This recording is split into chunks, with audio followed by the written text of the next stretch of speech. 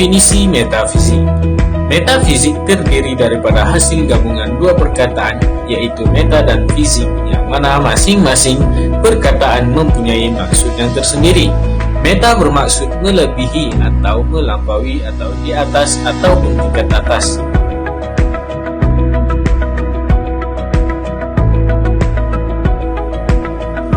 Seterusnya, perkataan fizik pula merujuk kepada perkara ataupun alam yang bersifat material ataupun fisikal. Jadi, dapat disimpulkan metafizik merujuk kepada sesuatu yang melampaui sempadan ataupun batasan fisikal. Metafizik dari sudut agama, ianya merujuk kepada fenomena di luar alam nyata. Contohnya seperti kehidupan selepas mati, konsep syurga dan neraka, dan hidup di alam barzakh.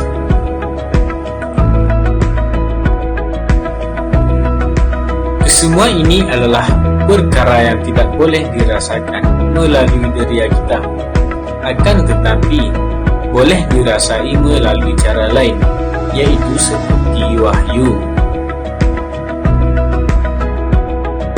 Saya akan menerangkan tentang konsep Tuhan dan agama mengikut metafizik.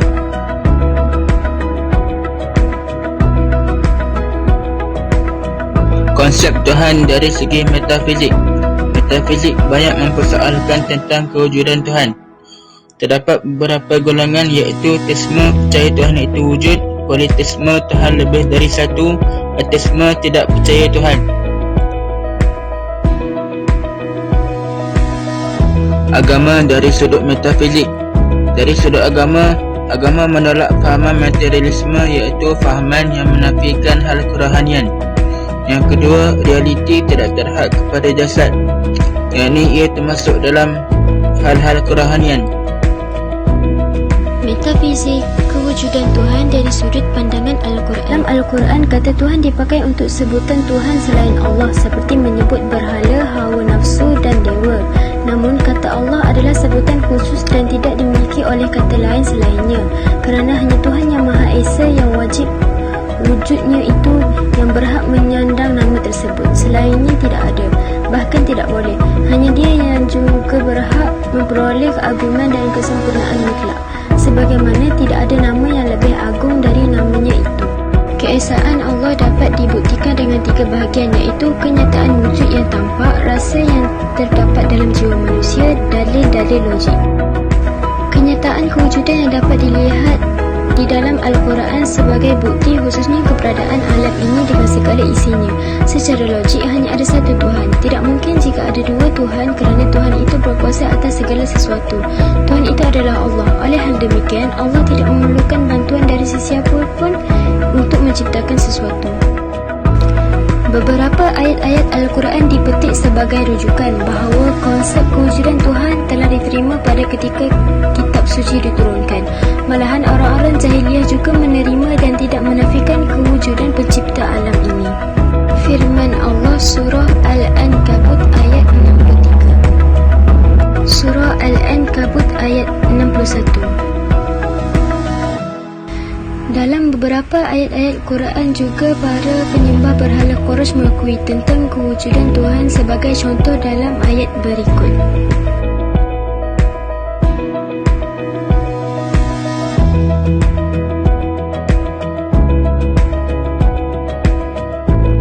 Oleh hal demikian, ini jelas menunjukkan kepercayaan para penyembah berhala bahawa berhala-berhala itu menjadi perantaraan di antara mereka dan Tuhan, dan menjadi bukti bahawa mereka percaya kepada kewujudan Tuhan yang menjadi pencipta.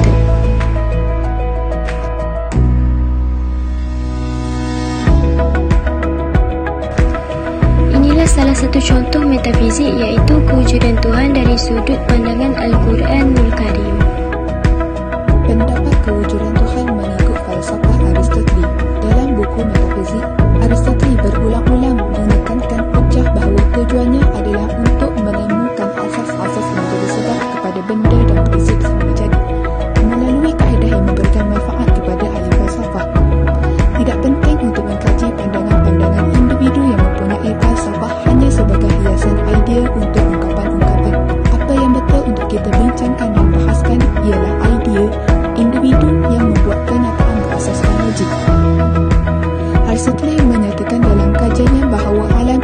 terbatas kepada benda-benda bergerak semula jadi. Ianya merupakan sebahagian metafizik dengan perkataan zat.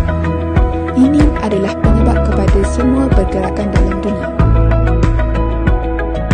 Dawkins atau Puche merupakan seorang penyanyi solo di Korea, namun tak kurang dikenali oleh masyarakat Korea. Dia banyak melakukan cover lagu artis Korea dan lain-lain.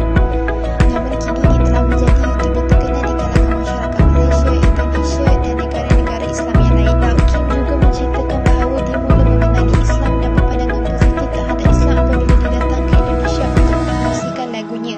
Dan di situ juga dia melihat layanan orang Islam amat baik terhadapnya. Dan di situ juga dia melihat ramai perempuan memakai hijab dan dia bertanya kepada salah seorang perempuan tentang sebab dia memakai hijab tersebut. Dawkins telah bertemu ramai orang Islam dan bertanyakan mereka mengenai ajaran Islam. Jawapan mereka terhadap pertanyaan Dawkins itu telah membuatkannya makin jatuh cinta terhadap Islam. Lama kelamaan dia mempraktikkan ajaran Islam iaitu dengan berpuasa di bulan Ramadan dan membaca Al-Quran. Akhirnya dia telah mendapat hidayah yang selama ini dicari dan dia berkata bahawa ianya bukanlah paksaan dan ianya merupakan daripada hatinya sendiri. Dawkins berkata bahawa apabila dia berpuasa dia berasa amat bersyukur dan ketika solat dia menemukan ketenangan dalam fikirannya.